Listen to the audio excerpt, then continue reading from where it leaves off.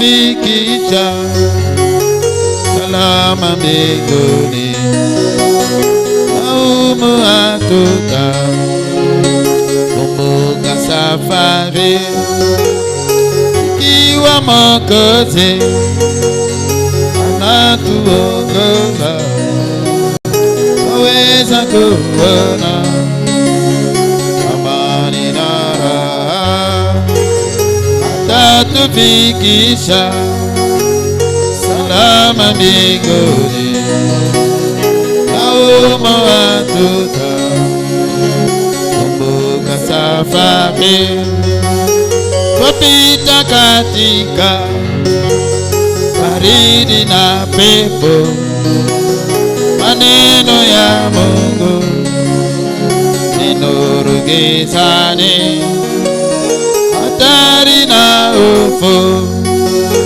na chombo kibaya hatutakumbuka, karibu na Yesu ikiwa Mwokozi anatuongoza, waweza kuona amani na raha, atatufikisha salama mbinguni, naumu hatutakumbuka safari ikiwa Mwokozi anatuongoza, twaweza kuona amani na raha, atatufikisha salama mbinguni, naumu hatutakumbuka safari. Merci, l'adorable Jésus. Son frère, la vie est si courte ici sur terre. On est pèlerin étranger. Ce matin, Seigneur, tu as permis que ce pèlerin ait le souffle de vie. Que nous puissions venir auprès de toi pour que nous puissions nous régaler de ta parole. Car tes saintes écritures disent que l'homme ne vivra pas de pain seulement, mais il vivra de toutes paroles qui sont de la bouche de Dieu. C'est ainsi, Seigneur, que nous sommes ici ce matin, parce que tu es un Dieu qui veut nous conduire, tu es un Dieu qui veut que toi, tu sois notre direction. C'est pourquoi, Seigneur, nous sommes venus déposer, Seigneur, nos compréhensions petites. Seigneur Jésus, notre orgueil, nos souillures, nos péchés, pour que toi, tu nous donnes ta sainteté, tu nous donnes ta forme que tu veux que nous ayons. Seigneur Jésus, ce matin, nous nous humilions devant de toi, le grand Dieu.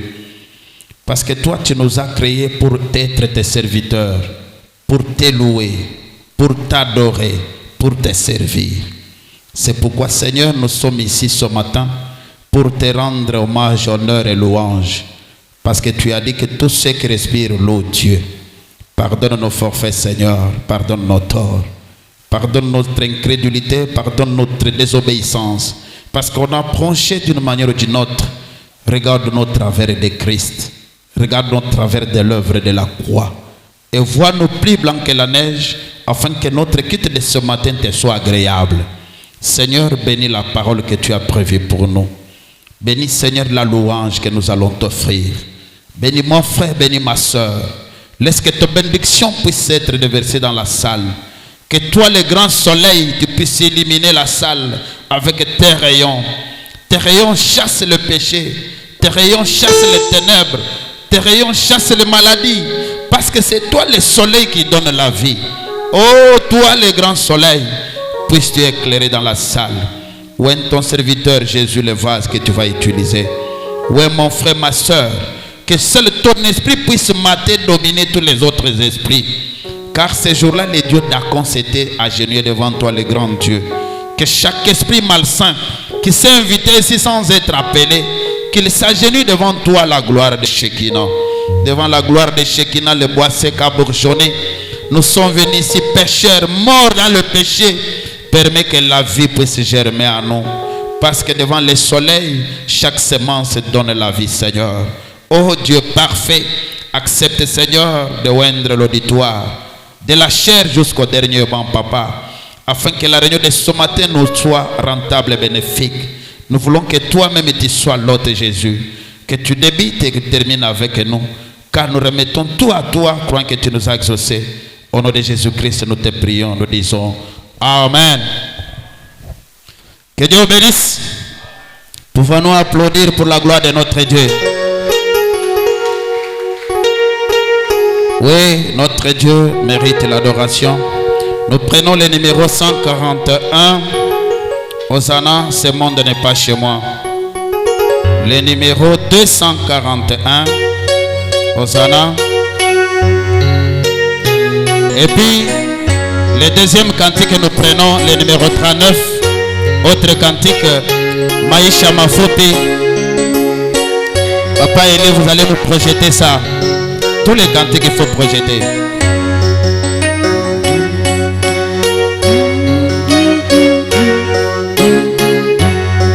Ce monde n'est pas chez moi et moi je suis juste un passant. Et mes trésors s'entendent, c'est quelque part là. Oh oui, les anges me font signe depuis la porte de Dieu. Et moi, je ne me sens jamais comme chez moi dans ce... Oh Seigneur, Seigneur, comme toi, tu ne sais pas c'est moi. Alors que fait les anges me font signe depuis la porte de Dieu. Et moi, je ne me sens jamais comme chez moi dans ce... Oh Seigneur, Seigneur, dis Seigneur, près de mes comme toi, si le ciel n'est pas chez moi. Alors que faire les anges me font signe depuis la porte de Dieu. Et moi, je ne me sens jamais comme chez moi dans ce monde. Tous sont à mon attente, et c'est tout ce que je sais. Il y a longtemps avec Christ et j'ai bien tout temps. Oh bien que faible et pauvre, je sais qu'il me soutient. Et moi, je ne me sens jamais comme chez moi dans... Oh Seigneur, Seigneur, oh dis Seigneur, comme toi, si le ciel n'est pas chez moi. Alors que faire les anges me font signe depuis la porte de Dieu. Et moi, je me sens jamais comme chez moi dans ce... Oh Seigneur, Seigneur, dis Seigneur, prends mes comme toi, si le ciel n'est pas chez moi. Alors que faire les anges me font signe depuis la porte de Dieu. Et moi, je ne me sens jamais comme chez moi dans le pays des gloires et nous vivrons jamais. Et de tout côté de sacrés victoires, sans le chant de la pluie de slow, moi je qui m'en dépile. Et moi je ne me sens jamais comme de moi. Oh Seigneur, Seigneur, dis Seigneur, prends mes comme toi, si le ciel n'est pas chez moi. Oh chez moi alors, les anges me font signe depuis la porte de Dieu. Et moi, je ne sens jamais comme ça.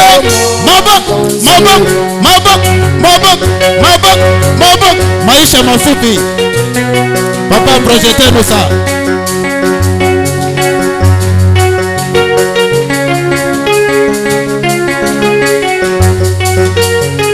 Amen. La vie est si courte ici sur terre.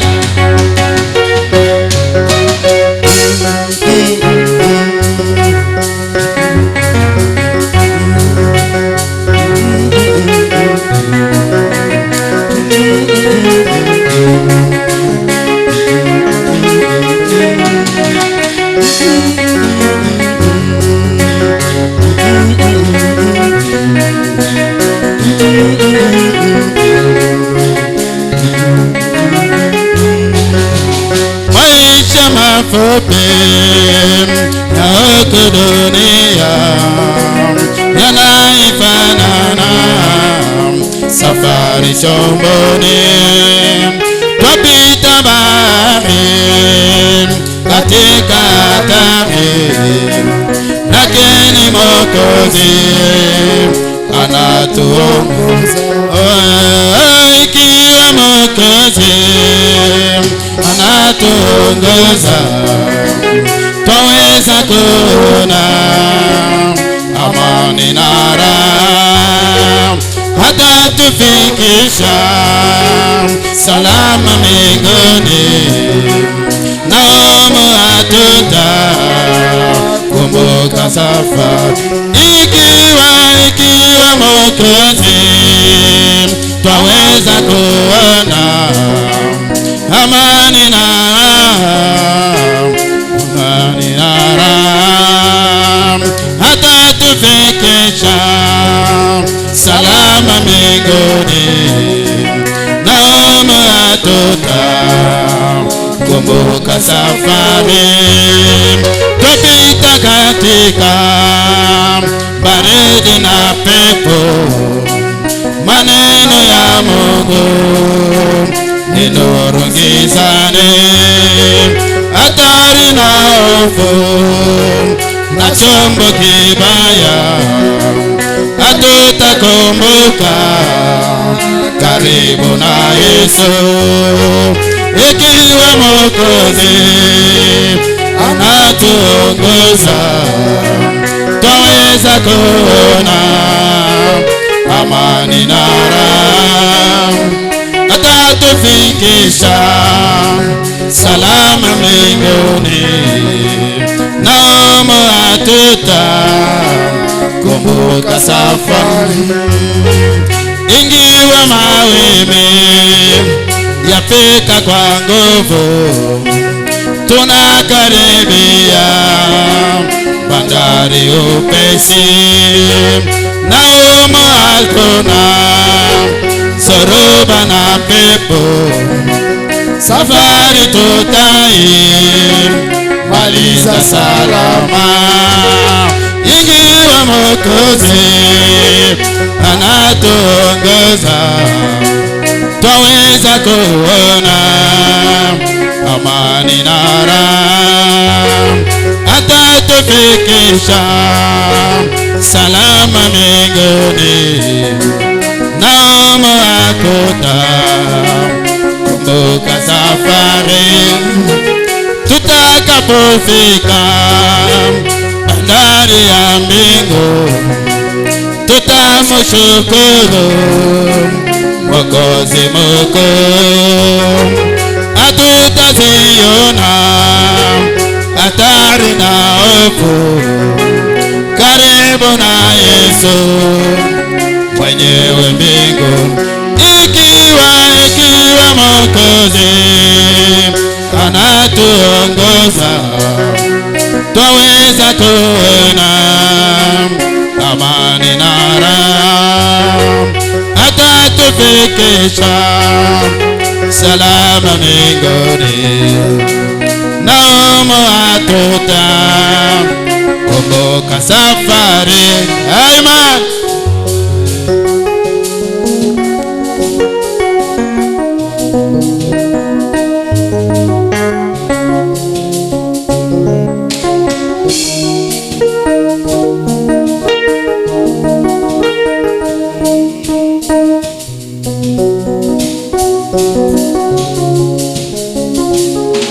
Que le Seigneur vous bénisse.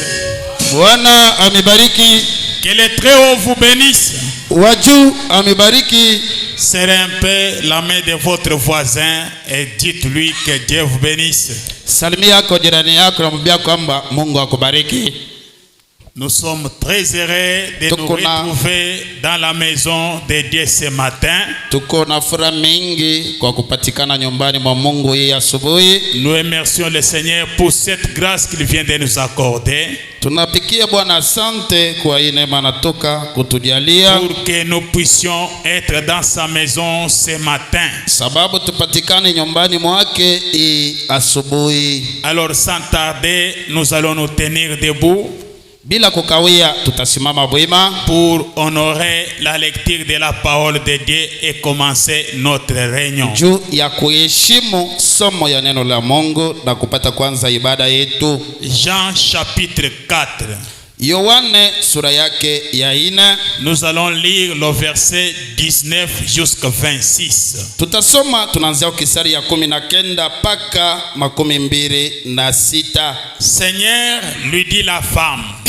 Bwana gisi mke alimwambia, je vois que tu es prophète. Naona ya kwamba uko nabii.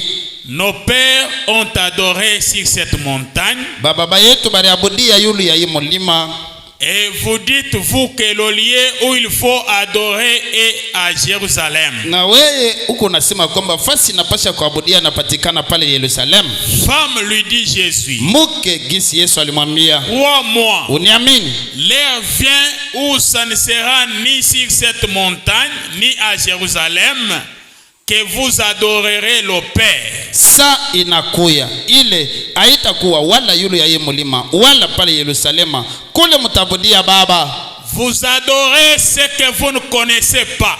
Mweye muko nabudu ile amojue. Nous adorons ce que nous connaissons. Shiye tuko nabudu ile tunajua. Car le salut vient des Juifs. Sababu wokovu inatokea kwa Bayahudi. Mais l'heure vient. Lakini saa inakuja. Elle est déjà venue. Na saa yenyewe inashafika. Où les vrais adorateurs adoreront le Père en esprit et en vérité. Ile benye kuabudu Baba ya kweli batamwabudu Baba katika roho na katika ukweli. Car ce sont là les adorateurs que le Père demande. Sababu babudu ba hivi ndio benyewe Baba iko na lomba. Dieu est esprit. Mungu ni roho. Et il faut que ceux qui l'adorent en esprit et en vérité. Na inapaswa bale beko na maabudu bapate kumwabudu katika roho na ukweli. La femme lui dit, Muka akamwambia, je sais que le Messie doit venir. Najua ya kwamba Mesia anapaswa kuya. Celui qu'on appelle Christ. Ule beko naita Kristo. Quand il sera venu, wakati atakapokuja, il nous annoncera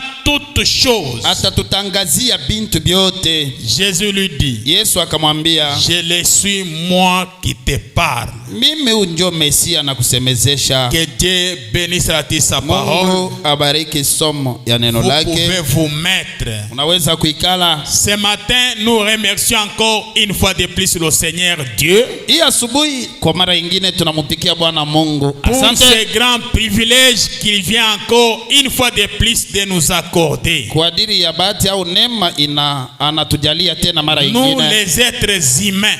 Sheye binadamu. C'est tant que Dieu nous a accordé pour que nous soyons dans sa maison. Hii wakati Mungu anatupatia sababu tujeni nyumbani mwake. Nous le disons un grand merci. Tunamupikia asante kubwa. Alors ça c'est la deuxième séance. Ndiyo, hii ni mkusanyiko ya pili. Nous continuons avec notre thème l'adoration. Tuko naendelesha na kishina yetu inapewa jina ya kwamba on a commencé le mercredi. Tulianza tangia kazi tatu. William Branham nous avait dit, William Branham alituambia, tout ce qui s'interpose entre toi et Dieu, kwamba yote inasimama katikati yako na Mungu. C'est une idole, c'est votre Dieu que vous adorez. Ni sanamu, ni kusema ni Mungu wako uko na budu. Ça peut être le travail. Ile kitu inaweza kuwa kazi yako. Votre véhicule. Inaweza kuwa gari yako. Ça peut être n'importe quoi. Inaweza kuwa kitu yoyote. Qui s'interpose entre toi et Dieu. Ile inakushibiria katikati yako na Mungu. C'est une idole. Ni sanamu. Est-ce que vous êtes avec moi? Eti tuko pamoja. L'adoration. Mabudu. Ce mot adoration. Neno. Je vous avais dit que ça veut dire nilimiambia kwamba inamaanisha l'attitude de respect et d'amour envers Dieu. Hali ya heshima na ya mapendo juu ya Mungu. L'attitude de respect et d'amour du chrétien priant Dieu comme le Dieu unique. Hali ya heshima na ya mapendo ya Mkristo ule konaomba Mungu kama Mungu pekee. n'a pas 2, 3, 4 dieux, non. Mkristo aikalake na ba miungu bawili batatu baina hapa. Eko na Mungu mmoja.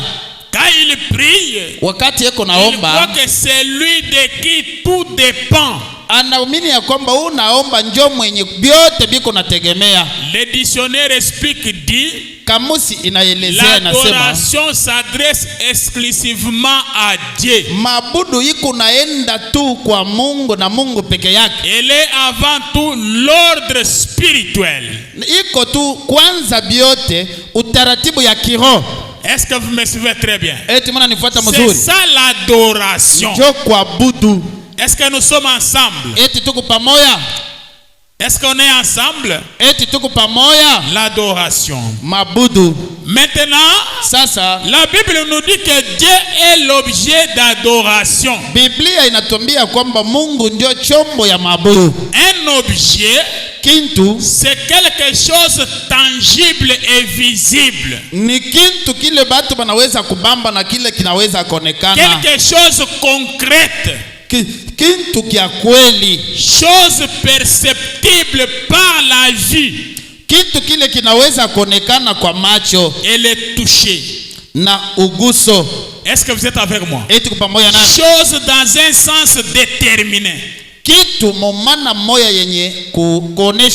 Alors Dieu, avant de l'adorer, vous devez le voir. Il doit être perceptible. Vous pouvez le toucher. Est-ce que nous sommes ensemble? Est-ce que vous me suivez très bien? Hein? Le dictionnaire explique encore le mot Dieu. On dit un être surnaturel. Objet de déférence d'une religion.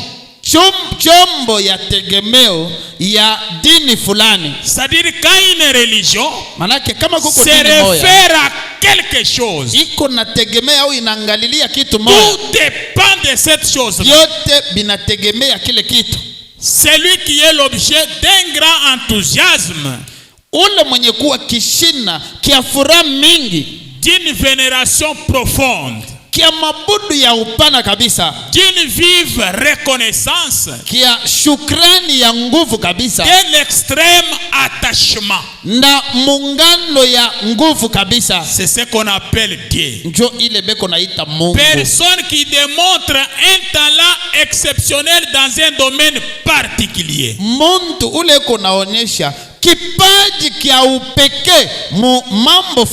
C'est ce qu'on appelle Dieu.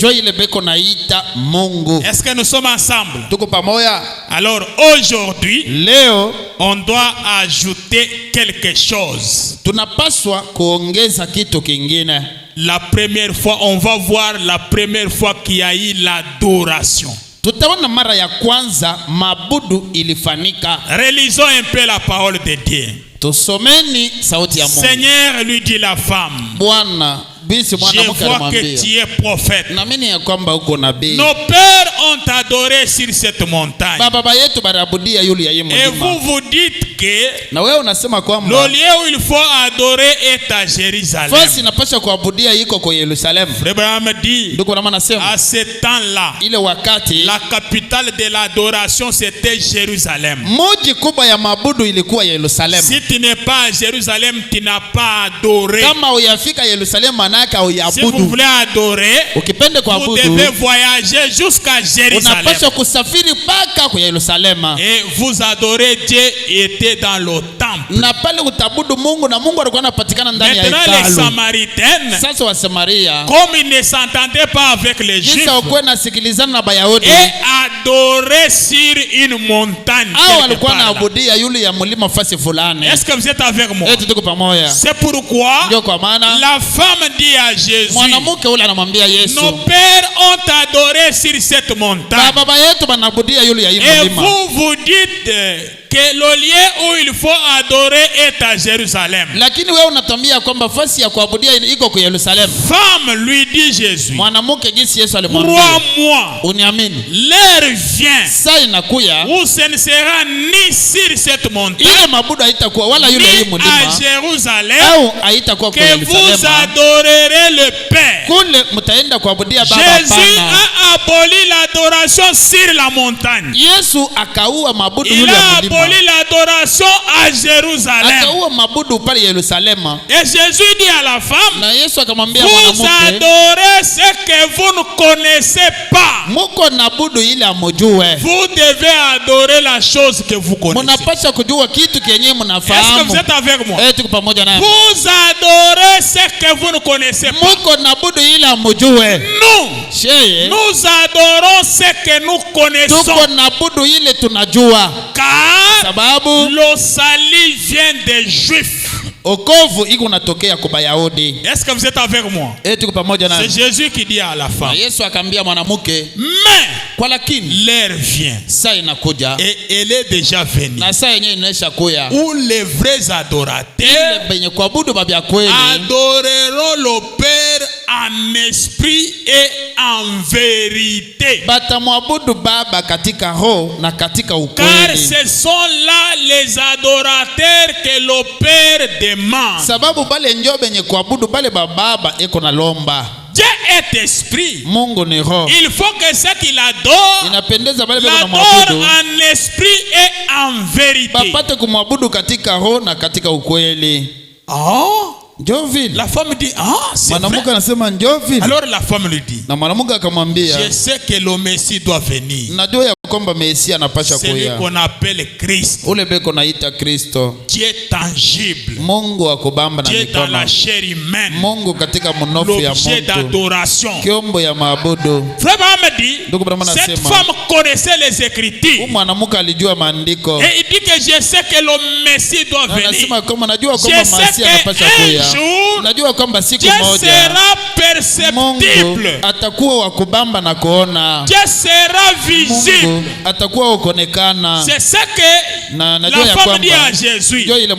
Parce que si l'adoration n'est pas à Jérusalem, si l'adoration n'est pas sur cette montagne, quand même nous attendons quelqu'un, l'objet d'adoration. Est-ce que vous êtes avec moi?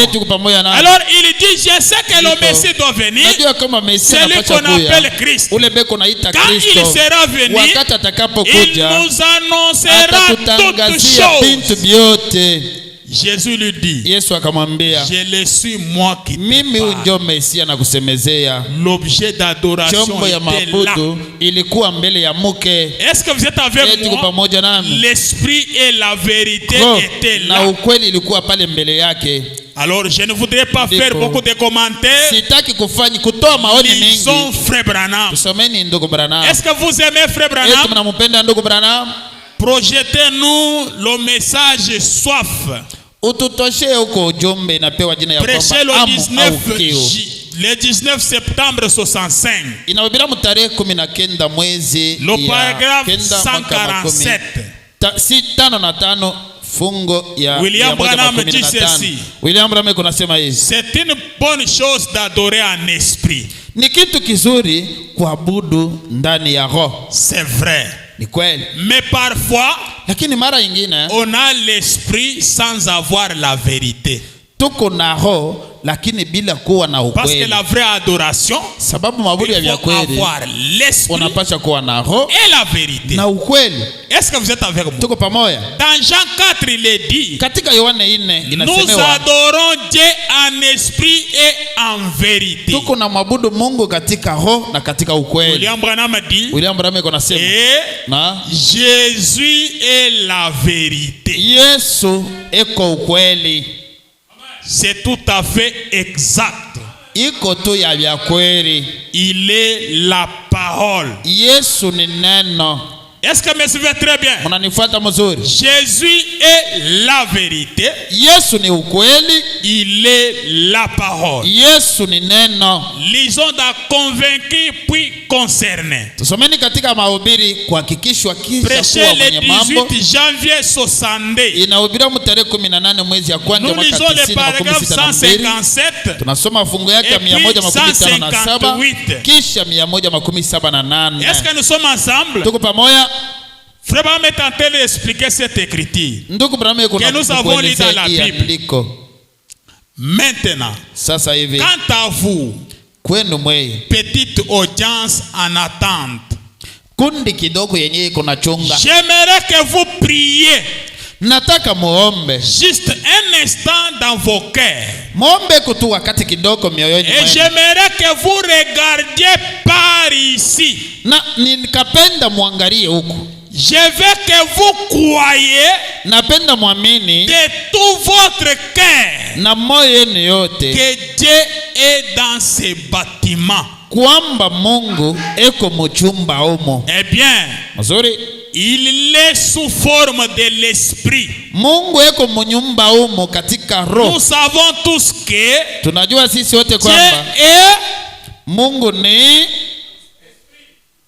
Nous savons tous que Dieu est. tunajua sisi wote kwamba Mungu ni l'assemblée du esprit. Makutano inasema inaongeza sema roho. Nous savons tous que Dieu est. tunajua sisi wote kwamba Mungu ni. Vous ne me suivez pas? Amufuate. Frère Branham dit l'assemblée du esprit. Makutano inasema Mungu ni. Nous savons tous que Dieu est.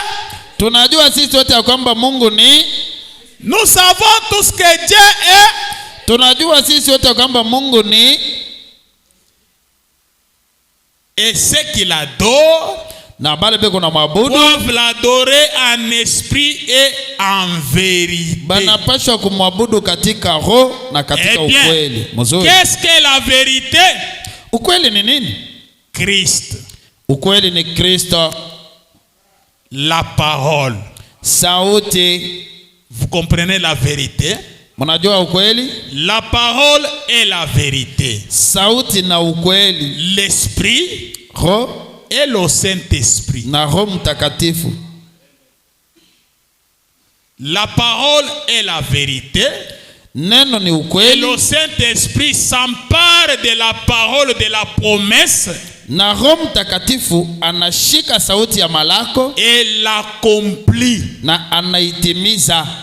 Et chaque âge a une promesse. Na kila umri iko na malako moja. Est-ce que vous êtes avec moi? Tuko pamoja. Alors Branham dit, Branham kunasema la parole neno s'empare de la promesse de l'âge. Iko nashika sauti ya wakati. Et l'esprit vient sur la parole. Na roho inakuwa yulu ya neno. Et accomplit cette parole. Na inatimiza ile neno. Et les gens adorent. Na bantu banaabudu. Voyez-vous?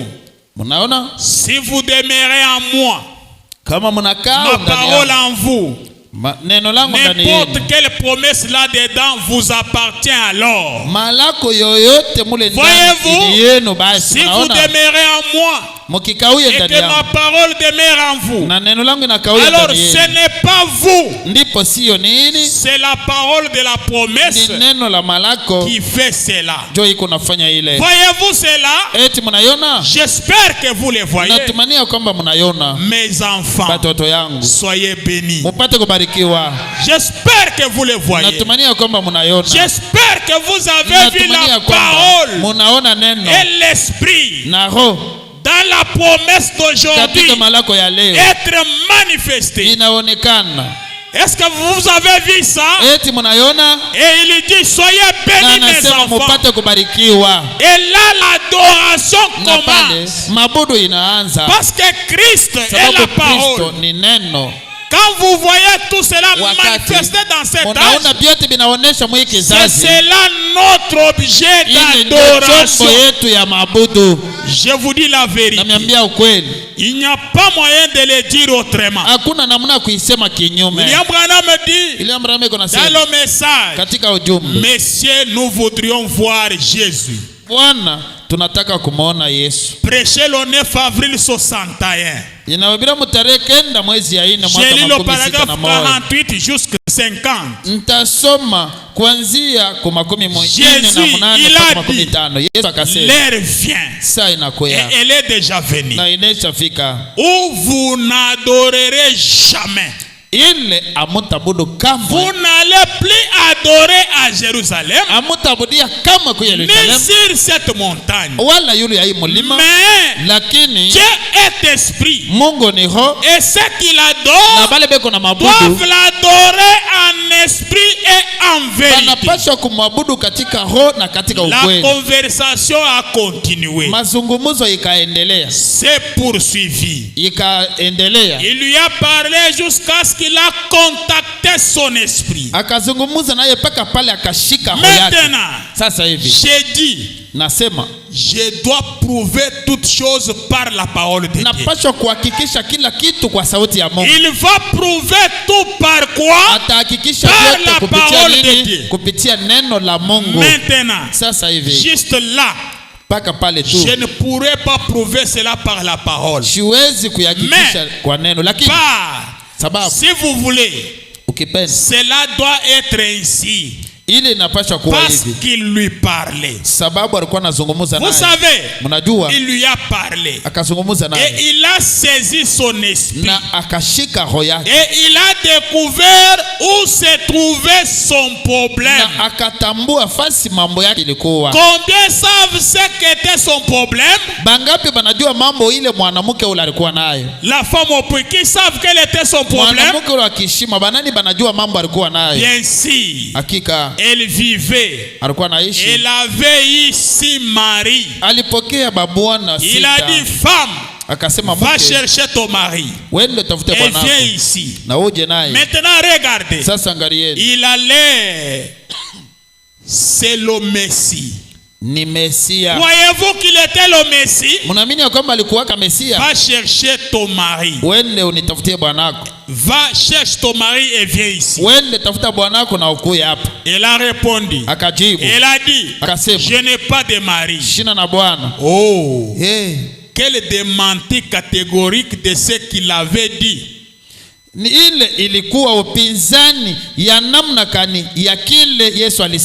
La femme avait dit. Maintenant il a dit, tu as dit la vérité. Tu as eu 5 maris. Et celui avec qui tu vis maintenant n'est pas ton mari. Alors tu as dit la vérité. Considérez cette femme. Regardez combien elle en savait plus sur Dieu que ces sacrificateurs. Pensez-y, mes frères. Ces sacrificateurs disaient, c'est Beelzéboul, un diseur de bonne aventure. Mais la femme, elle, avait découvert que Jésus était le Messie. Qu'est-ce que cette femme a dit? Elle a dit, Seigneur, je vois que tu es prophète. Nous savons, nous les Samaritains, nous savon que lorsque le Messie sera venu, ça sera là son signe. Il nous annoncera ces choses. Quand le Messie viendra, nous savons que le Messie, c'est lui qu'on appelle Christ. Moins. Quand il viendra, il nous annoncera ces choses. Mais toi, qui es-tu? Il a dit, je le suis moi qui te parle. Oh là là. Elle a laissé tomber sa criche. Elle est entrée dans la ville en courant. Et elle a dit, venez voir un homme qui m'a dit ce que j'ai fait. Ne serait-ce pas le Messie même?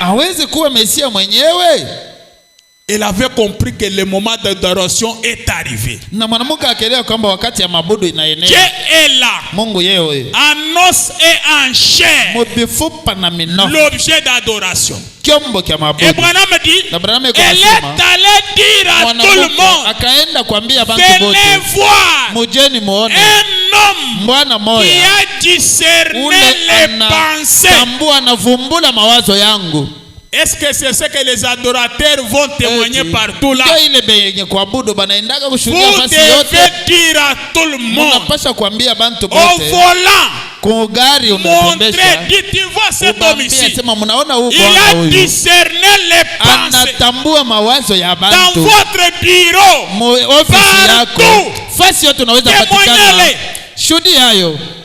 Est-ce que vous êtes avec moi? Vous me suivez très bien. Et la Bible dit, les hommes de la ville crient en lui à cause de cette déclaration formelle de la femme. Est-ce que c'est vrai? Vous qui enseignez la Bible, à cause de la déclaration formelle de la femme,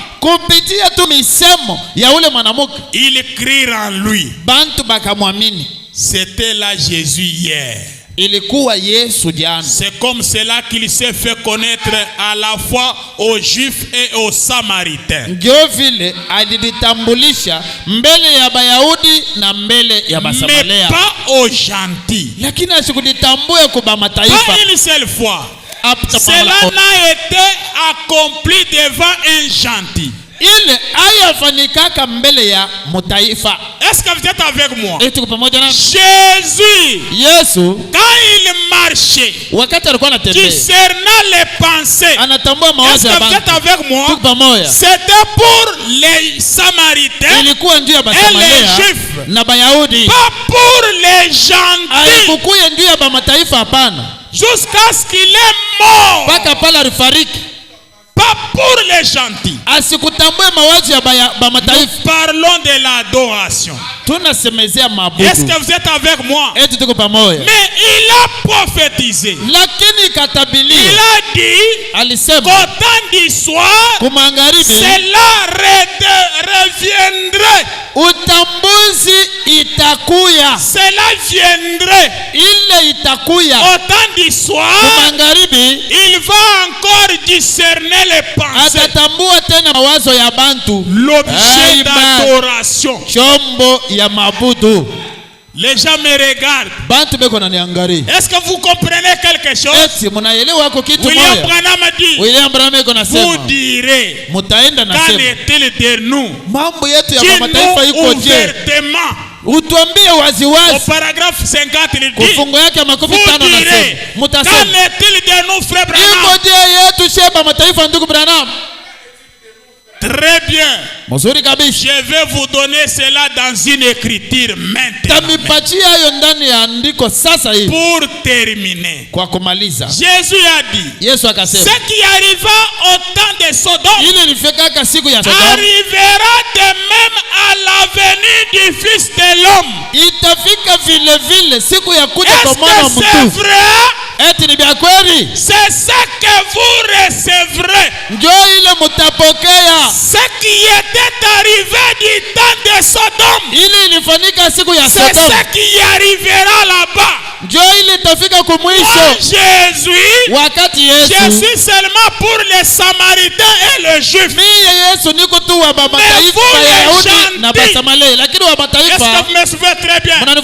Nous parlons de l'adoration. Mais vous, les gentils, ce qui était arrivé du temps de Sodome, c'est ce qui arrivera. Amen. Est-ce que nous sommes ensemble? Est-ce que vous êtes avec moi? Il dit ceci. Il dit ceci. Est-ce que c'est vrai? Considérons Sodome. Voyons ce qu'il a fait. À Sodome, Lot s'était séparé. Lot, un croyant tiède, et il était descendu à Sodome. Il s'était bâti une bonne réputation là-bas. alikuwa na kavumu mzuri kule Sodoma, lakini Abraham était resté en dehors de Sodome. Alibakia nje ya Sodoma. Il vivait conformément à la promesse que Dieu lui avait donnée. Abraham alikuwa anaishi kufuatana na malako Mungu alimpa. Ingawa il y a toujours eu 3 catégories de gens. Kunikalaka kotu aina 3 ya bantu. On en a dans chaque réunion. Mokile mkusanyiko kama hii, Mungu aina 3 ya bantu. 3 catégories. Sawa, hii mkusanyiko yetu tuko na bantu aina 3. Il y a 3 catégories. Hapa peto hivi tuko hapa. Tuko na aina 3 ya bantu. Tu pamoja na. C'est pourquoi j'ai toujours dit au diacre. Ndio kwa maana naonesha bashemaji. Laissez ce frère là. Acha ule ndugu. Il fait la beauté de l'église. Eko naleta urembo ya kanisa. S'il n'est pas là. Kama yana. Si vous voulez seulement sélectionner les saints, les saints. Kuchagula batakatifu mpaka batakatifu. L'église n'aurait pas la beauté. Kanisa haitakuwa na buzuri. Il faut les 3 catégories. Inapaswa kukuwa aina 3 ya bantu. Ils sont dans chaque réunion. Beko mukila mkusanyiko. Branham dit, on en a dans chaque ville. Tuko na aina ya bantu 3 mukila mji kama college. Dans chaque église. Tuko mukila kanisa na aina 3 ya bantu. Il s'agit des incrédules. Kuko batokuamini. Des soi-disant croyants. Kuko baaminifu bakatikati. Et des croyants. Na baaminifu babya kweli. C'est tout à fait exact. Cela a toujours été ici. C'est encore le cas aujourd'hui. Chaque rassemblement, chaque réunion, même lorsque le Fils de Dieu se présentait devant Dieu, ils étaient là. La réunion au ciel là. Même le diable était là. 3 catégories. Est-ce que vous êtes avec moi? Jésus nous a ramené du temps d'Abraham. Ce qui était arrivé là-bas, c'est ce qui arrivera au temps de la fin. Dieu sera tangible. Il sera perceptible. Et il sera l'objet d'adoration. Tout ce dont vous avez besoin proviendra de lui. Que ça soit l'argent, que ça soit le boulot, que ça soit les enfants, que ça soit la guérison, tout proviendra de lui. Est-ce que vous êtes avec moi? Est-ce que vous me suivez très bien? William Branham a dit dans le message, tournez les regards vers Jésus. Le message qu'il a prêché le 29 décembre 63. Ni ujumbe anahubiri mtarehe 29 mwezi ya Desemba mwaka 221 224. 221. Qu'est-ce qui s'était passé chez Abraham? Nini ilifanyika kwa Abraham? C'est ça notre promesse. Ndio malako yetu. Non, nous n'avons pas la promesse de Jésus quand il marchait en Galilée. Non. Ya Yesu wakati alikuwa anatembea ku Galilea, hapana. William Branham a dit, on nous a pas promis les marques de clous. Shie abakutulakake mikovu au malama ya misumari. Est-ce que me souviens bien? Non. Jésus a promis. Il a fait référence du temps d'Abraham. Anaturudisha na tukumbusha kwa wakati ya Abraham. Est-ce que me souviens bien? Lui, quand il était là, il était là pour les Juifs et les Samaritains. Est-ce que vous êtes avec moi? Vous me suivez très bien. Si vous allez là-bas, vous êtes un idolâtre. Un idolâtre.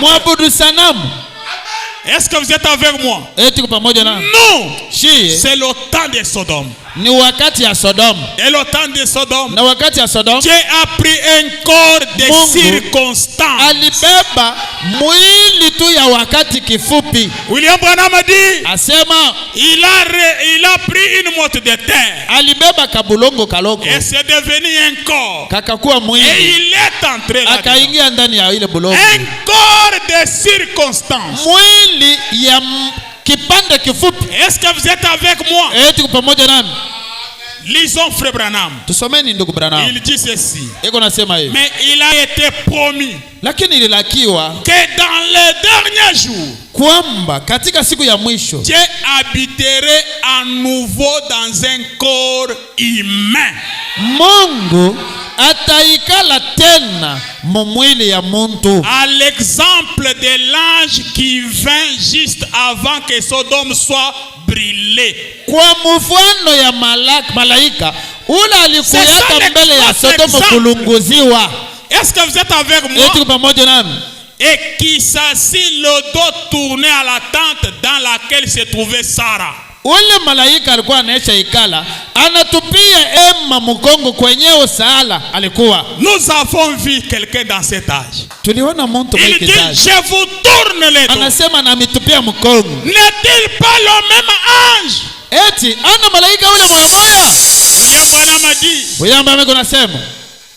Et qui dit à Abraham ce qu'elle pensait dans la tente. Na ule akamwambia Abraham ila alikuwa Sara alikuwa anawaza moyoni. Dieu dans une chair humaine. Mungu ndani ya mnofu ya mtu. Portant des habits d'homme. Anesha voila manguo ya bantu. Et c'est seulement ainsi que Dieu peut agir aujourd'hui. Na njomu ile namuna Mungu anaweza kutenda tena leo. La chair humaine mnofu ya mtu. Et portant les habits des êtres humains. Inesha voila manguo ya bantu. Et Branham dit. Na Branham yako nasema. C'est seulement ainsi. Ni paka hivi. Il n'y a pas un autre moyen. Hakuna namna ingine. C'est seulement ainsi.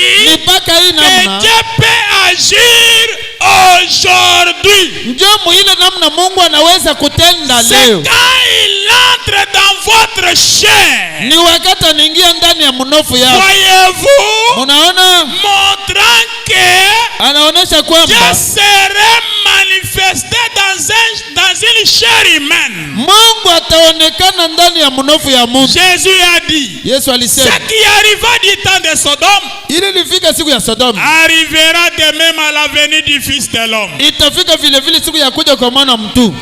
Nous voyons les messagers Billy Graham.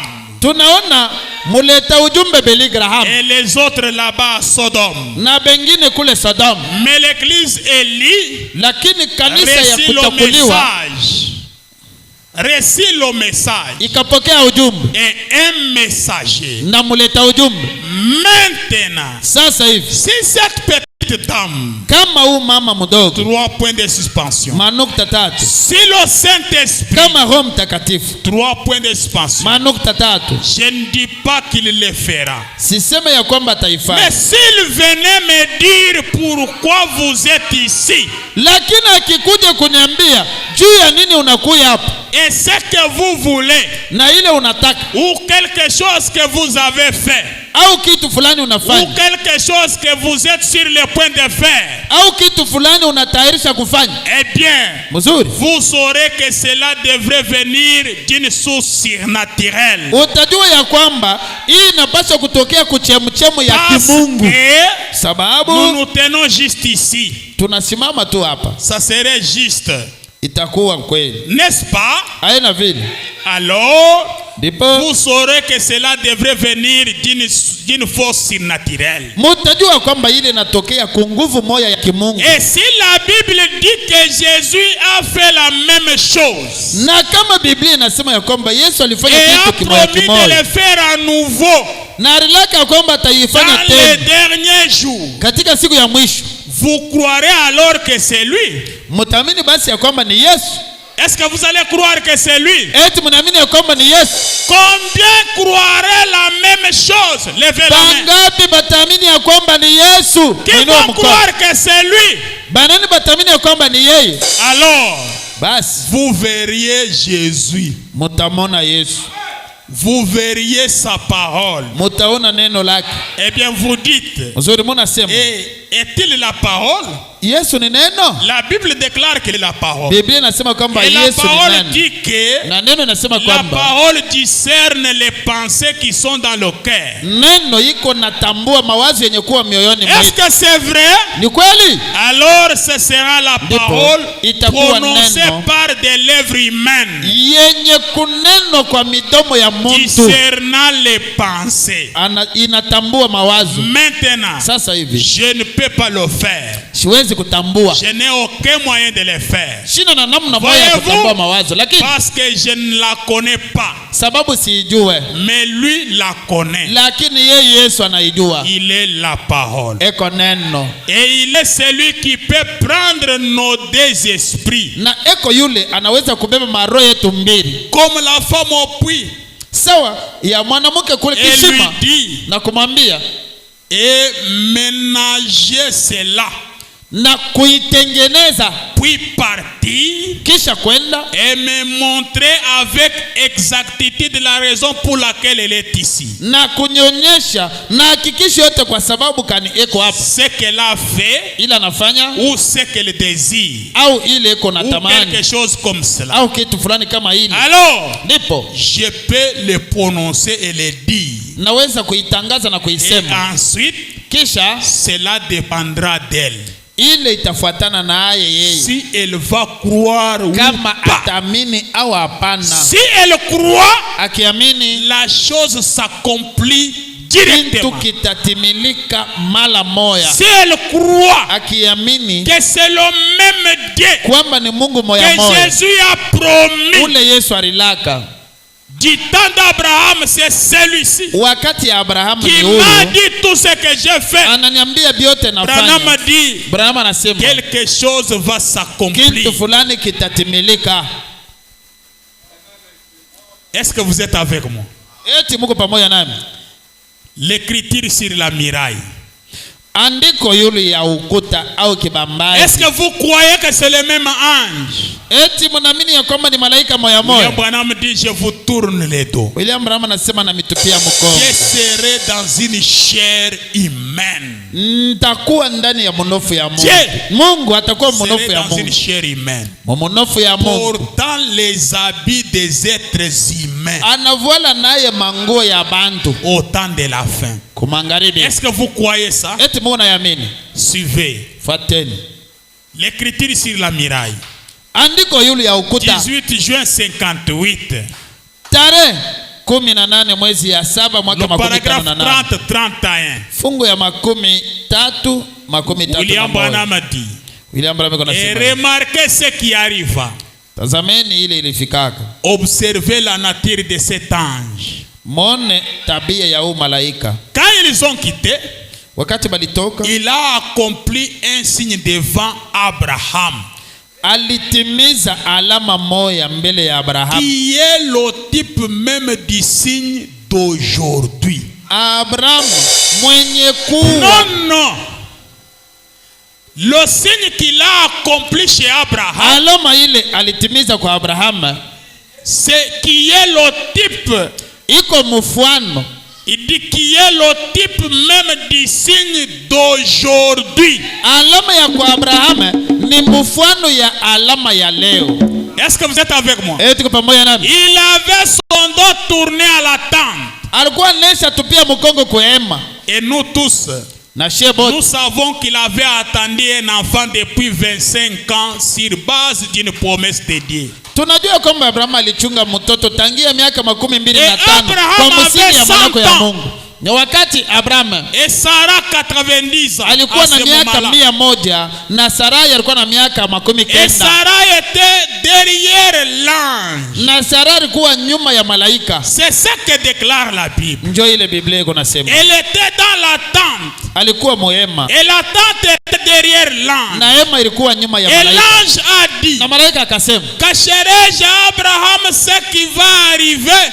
Eti nitamuficha Abraham ile itakapokuja. Étant donné qu'il est héritier du monde. mwenye kuwa murithi wa dunia mzima. Il a dit, na akasema, je te visiterai. Takutembelea. À cette même époque, wakati moya moya, les 28 jours de Sarah, masiku 28 ya Sarah, et vous allez avoir cet enfant que vous avez attendu. Na mtapokea huyu mtoto ule mlichunga. Sarah derrière l'ange, Sarah nyuma ya malaika mwema, a souri, akapika kicheko. Et l'ange a dit, na malaika akasema, pourquoi Sarah a-t-elle ri dans la tente? Kwa sababu kani Sarah anacheka mwema? Quel genre de télépathie était-ce? Aina kani ya kusoma mawazo ya bantu ilikuwa wako? Et Sarah, na Sarah, elle a dit, akasema, je n'ai pas ri. Sicheke. Il a dit, akasema, si tu as ri. Unacheka. En effet, ndipo elle avait peur. Sarah alikuwa na boga. Rappelez-vous, kumbukeni, ce même ange, malaika moya moya, était Dieu. Alikuwa Mungu. Comme Abraham l'a adoré. Sawa vile Abraham akamwabudu. Est-ce que vous êtes avec moi? Tuko pamoja? Est-ce qu'il y a les adorateurs? Eti hapa peko benye kuabudu hapa. Quand il l'a vu dans la chair humaine, wakati Abraham a cru que cet ange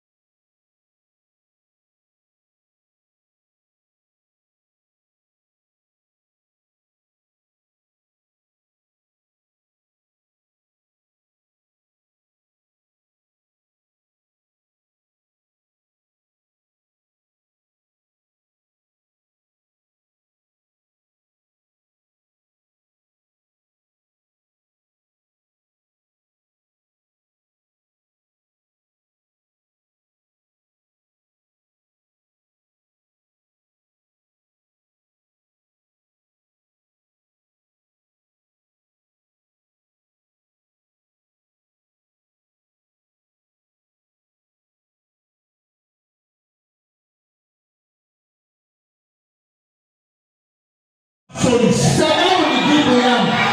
Je peux être malade. Mais quand on me dit seulement, Frère Branham me dit, je sais que ma guérison est là.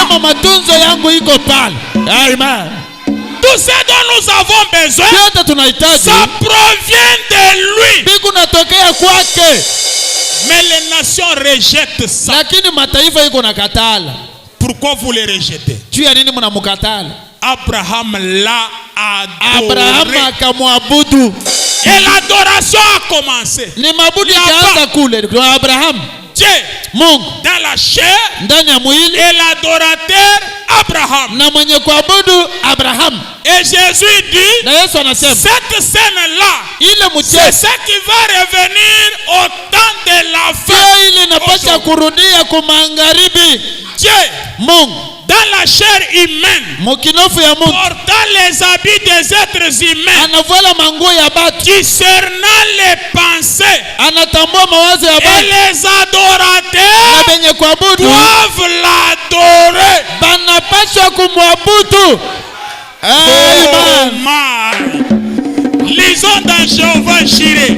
Est-ce que vous aimez Frère Branham? Il est le sujet de notre joie. Il est notre absolu. Il est notre point de référence final. En dehors de Frère Branham, pas de salut. Il n'y en a pas. Je vous dis la vérité. Oh my. Lisons dans Jéhovah Jireh. Prêchez le 17 novembre 55. L'adoration. Vous comprenez pourquoi les prédicateurs évitent ça. Et d'ailleurs, eux-mêmes ne comprennent pas ça. C'est ça le problème. Jéhovah Jireh. Prêchez le 17 novembre 55. Dit ceci. Le paragraphe 32. Fungo yake ya 32. William Branham dit. Un jour, Abraham assis là dans cette contrée stérile. Abraham anesha ikala pale muile jimbo ya kukauka, beaucoup de nourriture, amukukuya chakula mingi, et les troupeaux étaient maigres. Na banyama walikuwa bakukonda. Il n'y avait presque pas d'eau à boire. Amukukuya mai ya kunywa. Mais il faisait ce que Dieu lui avait dit de faire. Lakini alikuwa anafanya bile Mungu alimwambia afanye. Que ça soit dans la joie, ikuwe katika furaha, que ça soit dans la souffrance, ikuwe katika taabu, faites seulement ce que Dieu vous dit de faire. Wewe fanya tu ile Mungu anakuambia ufanye. Ne raccourcissez pas les choses. Usifupishe bintu. Ou dire que je non, je voulais juste le corriger. Apparemment ce que Dieu vous dit de faire. Sema tu ile Mungu anakuambia ufanye. Il combattra pour vous. Mungu atakukombania. Un jour, amen. Pendant qu'il était assis là sous le chêne, il lui est arrivé de regarder là. Et il vit 3 hommes venir. Et regardant ces hommes immédiatement, il ne lui a pas fallu attendre tout un mois. Immédiatement. Étant un homme rempli de l'esprit, il a reconnu l'un d'eux comme étant Dieu tout-puissant. Il était accompagné de 2 anges. On va parler de 2 anges ici. Et c'est ça que les Écritures disent que c'était le Dieu tout-puissant. Et il a approché. Et Abraham a couru, s'est prosterné devant lui, et il l'a adoré. Et l'a akamwita Seigneur. Bwana. S majuscule. Na S ya monene. Seigneur. Akamwita Bwana. Seigneur. Bwana. Et il a dit, na akasema, veux-tu bien passer quelques minutes chez moi? Eti utapenda kupitisha kwa dakika kidogo kwangu? Un homme qui avait l'air fatigué. Mtu moja anaonekana ya kuchoka. Jéhovah Dieu lui-même. Yehova Mungu peke yake. Complètement fatigué. Wa kuchoka yote. Les vêtements couverts de poussière. Manguo yenye kufunikwa na mavumbi. Et probablement que Gabriel et Michael, inaonekana kwamba Gabriel na Michael qui marchaient à ses côtés sous une forme humaine. Bale balikuwa pembeni yake, balikuwa muonekano ya bantu. Notre promesse, malako yetu, Dieu dans la chair humaine, ndani ya mwili ya Mungu, accompagné de Michael, anasindikishwa na malaika Michael, et de Gabriel, na Gabriel, les deux messagers. C'est ça notre promesse. Est-ce que vous êtes avec moi? Est-ce que vous me suivez très bien? William Branham dit ceci. Et nous terminons pour aujourd'hui.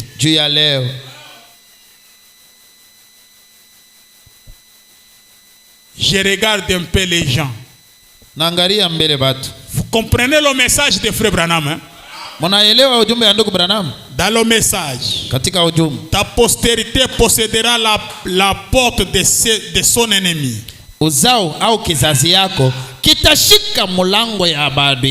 Il l'a prêché le 21 novembre 59.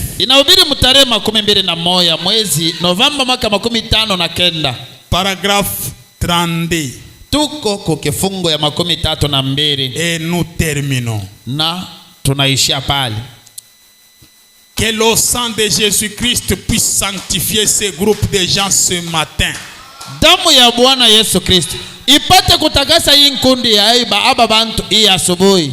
Amen. Que tous les doutes ipate kutosha bubishi bote. Que tous les doutes, bubishi bote, les agitations, musukosuko et les frayeurs sautent. Naboka butosho.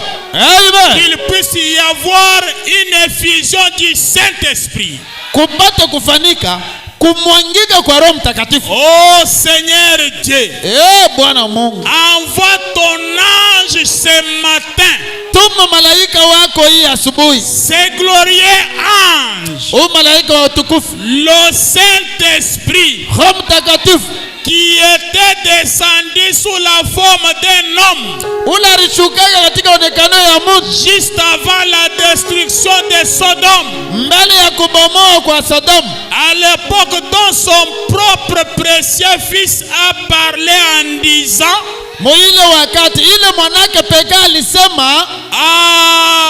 ce qui arriva du temps de Sodome arrivera de même à l'avènement du Fils de l'homme. C'est lui qu'Abraham a adoré et a appelé éternel Dieu, Elohim, sachant que Dieu tabernaclait dans la chair de cet homme. Il a mangé une tranchée de viande de veau,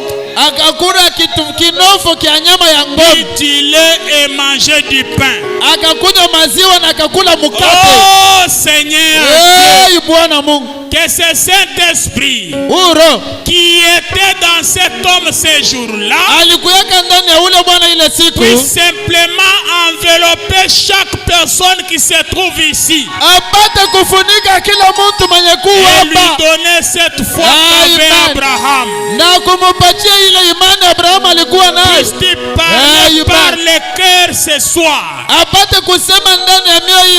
Puisse-t-il parler à travers nous et avec nous, au point que nous serons certains que l'église Élie a reçu cela.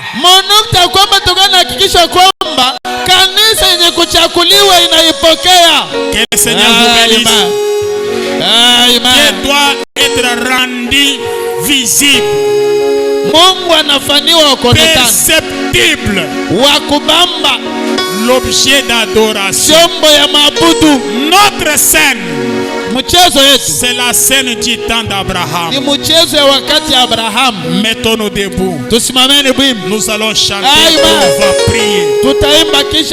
Mon frère, ma sœur, est-ce que vous l'avez vu? L'église Élie. Est-ce que vous l'avez reconnu? Nous allons l'adorer maintenant. Les adorateurs que le Père cherche, ceux qui adorent en esprit et en vérité. Il est la source de toutes choses. Il est la source de tout. Nous allons chanter puis on va prier. Est-ce que vous aimez Frère Branham? Est-ce que vous aimez Frère Branham? Applaudissons un peu si vous aimez Frère Branham. Nous allons chanter puis on va prier. Est-ce qu'on veut l'adorer? Qu'on nous entende dans peu de temps. Un effort. Peu importe ce qui arrive, tenez à ce que Frère Branham a dit. La solution est là.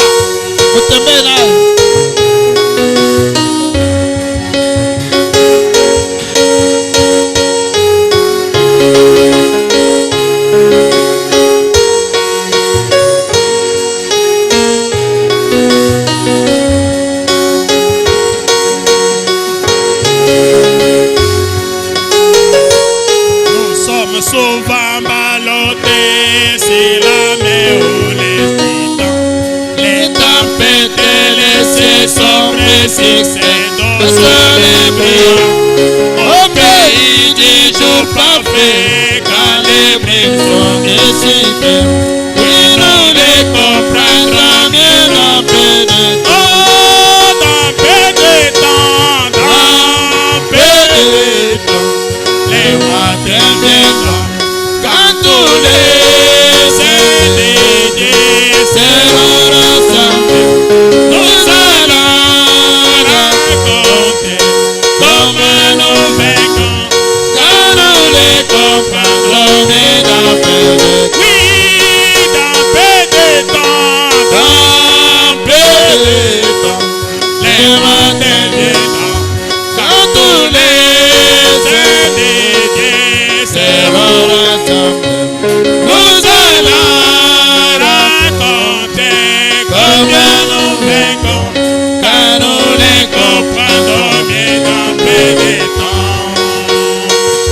Nous sommes souvent dépourvus des choses que cette vie demande, affamés et sans habiter à l'hypocrisie de ces dieux. Nous nous confions au Seigneur et c'est selon sa parole. Oui, nous les comprendrons, mais dans peu de temps. Oui, dans peu de temps, dans peu de temps, les matins viendront quand tous les individus seront rassemblés. Nous allons raconter comment nous vaincrons, car nous les comprendrons, mais dans peu de temps. Oui, dans peu de temps, dans peu de temps, les matins viendront quand tous les individus seront rassemblés. Nous allons raconter comment nous vaincrons, car nous les comprendrons, mais dans peu de temps. Nous avons partout des preuves et nous ne comprenons pas la manière dont notre Dieu nous conduit à la terre promise. Mais son éveil sur nous, nous les suivrons jusqu'au bout, car nous les comprendrons, mais dans peu de temps. Oui, dans peu de temps, dans peu de temps, le matin viendra, quand tous les individus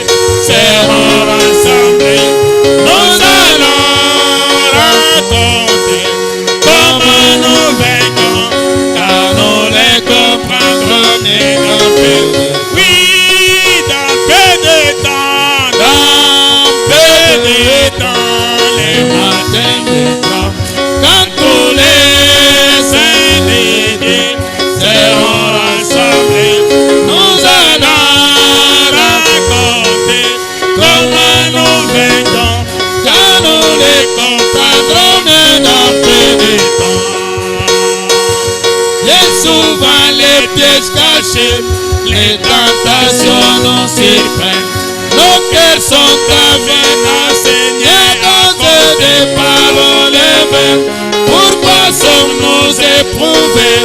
Car nous voulons faire les biens, mais nous les comprendrons mais dans peu de temps. Oui, dans peu de temps, dans peu de temps, les matins viendront, quand tous les saints de Dieu seront rassemblés. Nous allons raconter comment nous vaincrons, car nous les comprendrons bien dans peu de temps. Oui, dans peu de temps, dans peu de temps, les matins viendront, quand tous les saints de Dieu seront rassemblés. Nous allons raconter comment nous vaincrons, car nous les comprendrons bien dans peu de temps. À la croix, oh mourir mon sauveur, j'ai crié pour être purifié.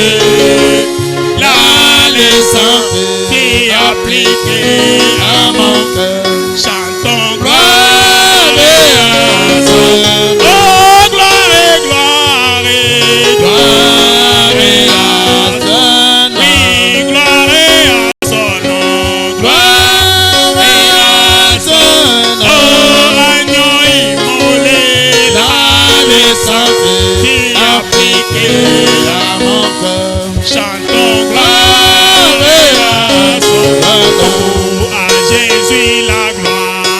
Gloire et à son nom. Oh, chantons gloire et à son nom. Oui, agneau immolé, là, le sang qui appliqué à mon cœur. Alléluia, gloire et à son nom. Oh, Jésus, merveilleusement sauveur. Oh, avec douceur, Jésus est amour. Oh, là, la croix, oh, il m'a laissé. Chantons gloire et à son nom. Oh, gloire et gloire et gloire et à son nom. Oh, chantons gloire et gloire et à son nom. Oh, agneau immolé, là, le sang qui appliqué à mon cœur. Alléluia, gloire et à son nom. Oh, à Jésus la gloire. Gloire et à son nom. Oh, gloire et à son nom. Gloire et à son nom. Oui, agneau immolé, là, le sang qui appliqué à mon cœur. Alléluia, gloire et à son nom. Oh, fontaine, fontaine qui sauve du péché. Oh, je suis erré, qui vient très plongé. Oh, là, Jésus m'a sauvé, m'a rempli. Chantons gloire et à son nom. Chantons gloire et à son nom. Oh, gloire et à son nom. Gloire et à son nom. Oui, agneau immolé, là, le sang qui appliqué à mon cœur. Alléluia, gloire et à son nom. À Jésus la gloire. Gloire et à son nom. Oh, gloire et gloire et gloire et à son nom. Oh, agneau immolé, là, le sang qui appliqué à mon cœur. Alléluia, gloire et à son nom. Oh, viens à la fontaine riche d'eau. Oh, jette ton âme au pied dit sauveur, au plan jeté, aujourd'hui et sois paix. Chantons gloire à son nom, à Jésus la gloire. Gloire à son nom, gloire et gloire, gloire à son nom. Agneau immolé, la naissance appliquée à mon cœur. Alléluia. Gloire à son nom. Oh, chantons gloire, gloire à son nom. Gloire et gloire, gloire à son nom. Agneau immolé, la naissance appliquée à mon cœur. Alléluia, gloire à son nom. Amen. Amen. Nous allons maintenant parler avec notre Dieu. Nasema sasa na Mungu wetu. Que tout et chacun de nous parle maintenant avec lui. Kila mmoja wetu aseme na Mungu. Pendant que nous allons chanter ces cantiques. Wakati tutaimba nyimbo. Et puis tout et chacun de nous doit parler avec son Dieu. Kila mmoja wetu atazungumza na Mungu wake. Parler avec lui. Sema naye. Il est la source de toutes choses. Yeye ni chemchemo wa vitu vyote. On nous entend plus blanc que la neige. Batutumie nyeupe kama teloni.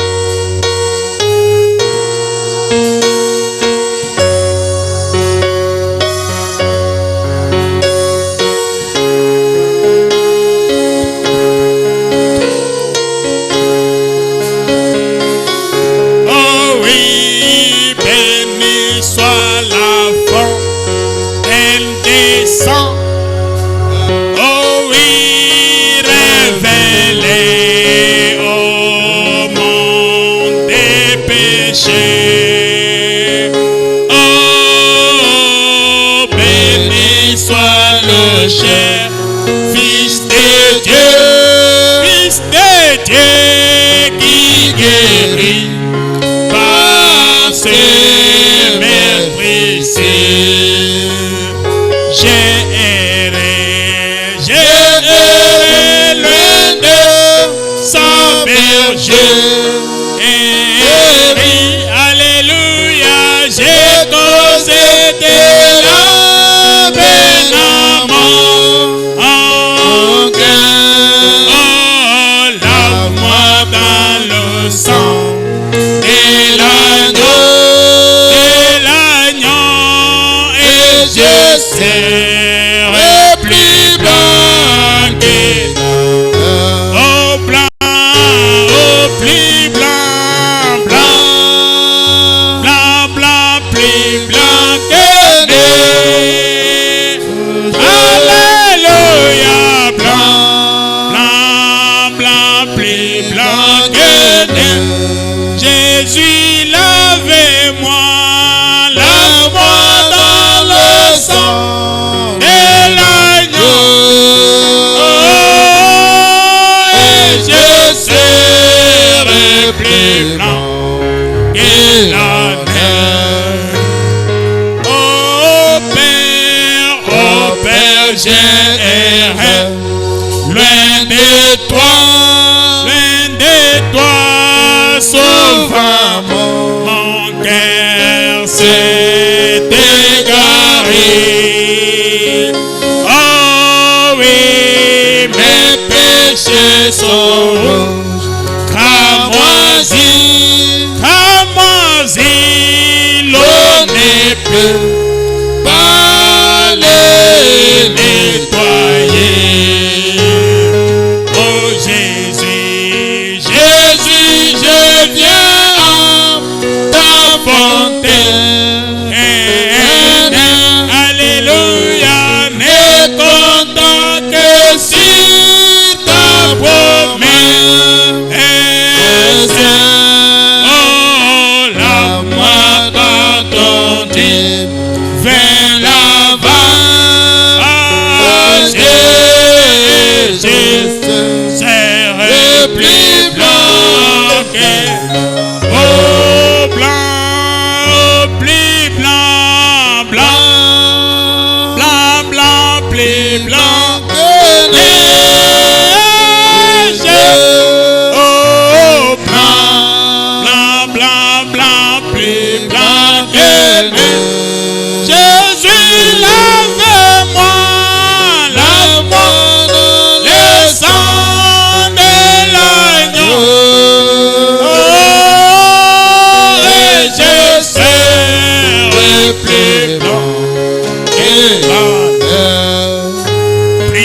porter chacun de nous. Tombeni kila mmoja wetu.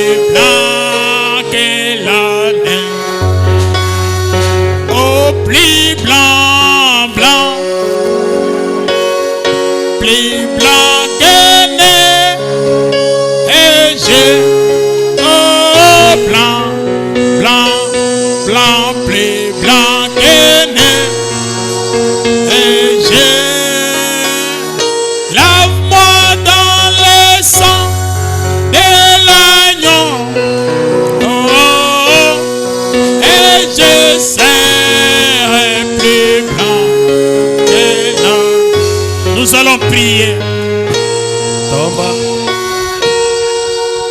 Mettez-vous debout, soyez à genoux pendant que nous prions.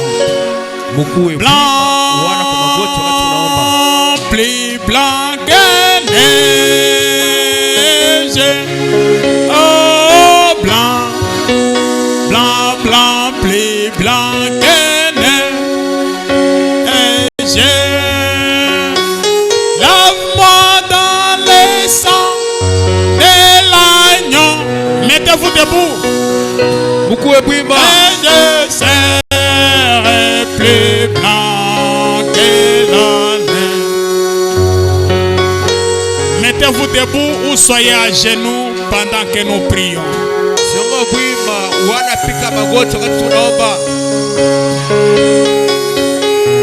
Père céleste, l'onction du Saint-Esprit semble simplement m'envahir.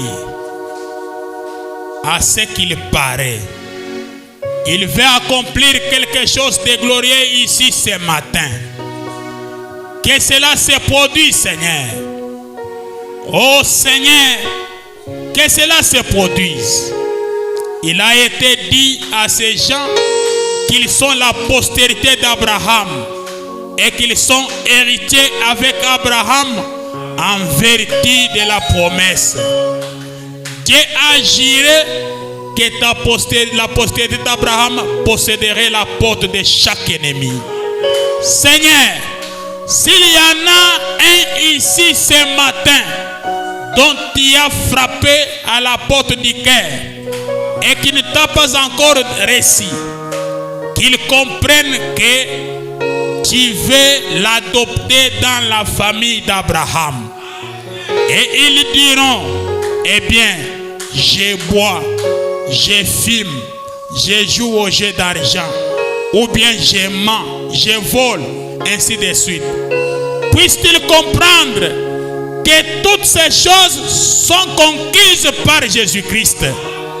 Il y en a beaucoup ici qui, sans aucun doute, Seigneur, à cause des agitations, des doutes, des soucis, ont manqué de recevoir le Saint-Esprit. Puisse-t-il comprendre que tu as été tenté de la même manière que nous, sans pourtant tomber dans le péché. Tu as pris notre place et tu as vaincu l'ennemi par ta vie juste. Afin que nous, qui sommes injustes, nous puissions avoir la victoire comme nous croyons en toi et que nous réclamons la promesse. Que ceux qui sont malades, que des médecins loyaux ont soigné, essayant de leur mieux, de leur sauver la vie, mais qui ont entendu, mourant, bon nombre d'entre eux souffrent des maladies dont le remède n'a pas encore été révélé à l'homme. Oh Seigneur Dieu, ils sont la postérité d'Abraham. Puisse-t-il comprendre ce matin, à travers le message, que Dieu agirait à Abraham, que sa postérité posséderait la porte de chaque ennemi. Alors, étant donné que nous sommes en Jésus-Christ notre Seigneur, fais de nous la postérité d'Abraham. Chaque ennemi doit lâcher prise. Oh Dieu, nous prions pour ce monde pécheur, que toute la cités des gens qui ont été aveuglés par la prédication de l'évangile. Nous prions, Seigneur, que bientôt tu les appelles à sortir rapidement avant la grande destruction. Nous sentons ce matin que l'Église est appelée à sortir et qu'elle est en sécurité, ancrée en Christ, et qu'elle est prête à aller dans l'enlèvement. Ainsi, nous prions, Père, que tu les appelles à sortir de toutes les différentes milieux sociaux et que tu leur révèles que c'est toi qui les invites à venir. Accorde-les, Seigneur, car nous les demandons au nom de Jésus. Amen. Amen. Que le Seigneur vous bénisse. Nous sommes arrivés à la fin.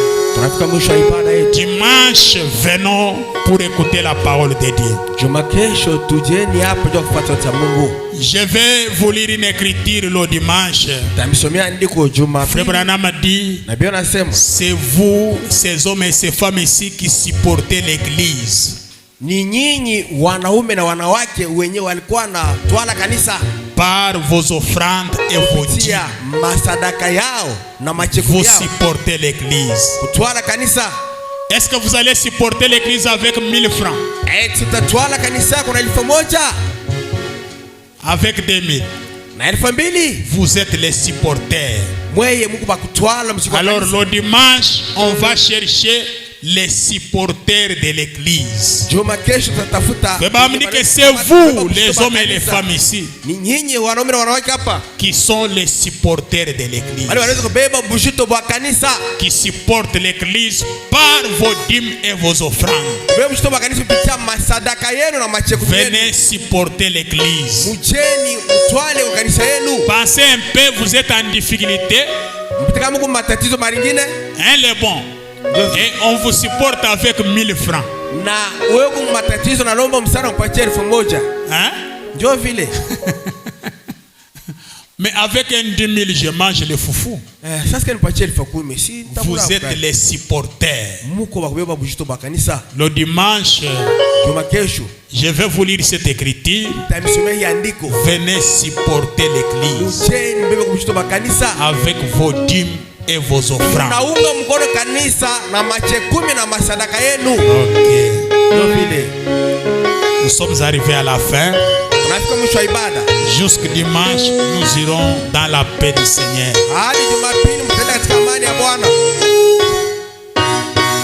Dites que moi je suis le supporter de l'église. Dites un peu ça. Les sœurs, dites un peu que Frère Branham dit je suis le supporter. Dites un peu ça. Ok. Nous allons sortir en ordre. Dans le nom de Jésus avec toi.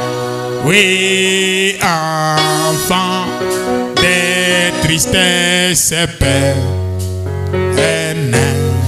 Oui.